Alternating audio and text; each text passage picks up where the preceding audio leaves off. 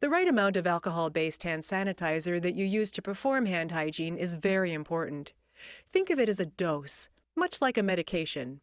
Imagine that you have an infection and your doctor has prescribed an antibiotic twice per day to treat the infection. You do not read the doctor's instructions carefully and instead you take the antibiotic once per day. You may receive some benefit from taking the antibiotic once per day, but you may not be achieving the desired efficacy that your doctor intended.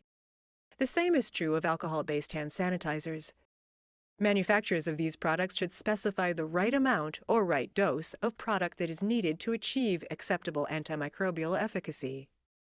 The Gojo LTX and ADX dispensers and 354 ml and 535 ml bottles release at least 1.1 ml of Purell Advanced Hand Rub, the amount needed to achieve a 3-log reduction with repeated use, so you can be confident that you're getting the most efficacious amount of product with each hand hygiene event. The importance of using the right dose can be demonstrated in the laboratory. In this first picture, a laboratory worker with hands contaminated with the bacterium Serratia marcescens placed his hands on an agar petri dish that allows bacteria to grow and be visualized.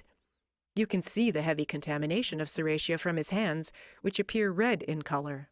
The laboratory worker then used 0.6 milliliters of Purell Advanced Hand Rub, which is an incorrect dose, roughly half the amount of product that is actually required. He then placed his hands on another petri dish. You can see that many bacteria remained on his hands even after using Purell Advanced Hand Rub because he did not use the right amount of product. In this next example, the laboratory worker contaminated his hands again with Serratia, using the same technique, and placed his hands on the petri dish. As you can see, the agar is heavily contaminated with Serratia, much like in the last example. He then used a 1.1 milliliter pump of Purell Advanced Hand Rub, which is the amount needed to achieve a 3-log reduction with repeated use.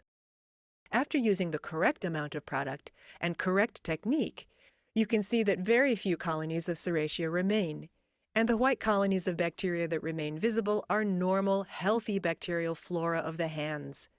But you can see the dramatic difference between using 0.6 milliliters and 1.1 milliliters. Just like a medication, it is critical that you use the right dose of alcohol-based hand sanitizer in order to achieve the desired outcome, which is adequate reduction of germs on your hands.